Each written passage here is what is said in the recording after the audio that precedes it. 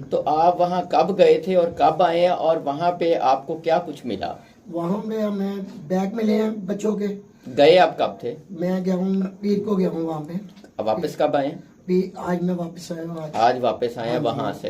हाँ जी। तो वहाँ पे आपकी मौजूदगी में वो जीप जो है वो निकाली गई थी? हाँ जी बिल्कुल, हमारी मौजूदगी में निकाली गई है वो जी। तो क्या ये बच्चों के जो रेस्टोरेंट में ठहरे हुए थे, वहाँ से हमें बच्चों के बैग मिले हैं। और वो जो चीज़ें बच्चों की गिरी थी, पर्स और मोबाइल, वो हमें आर्मी वालों ने दी हैं सारी।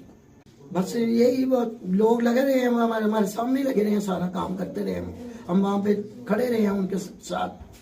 सारी चीज़ें उन्होंने जो भी हमारे सामने जो आप बिल्कुल वहाँ के लोगों का बहुत अच्छा था।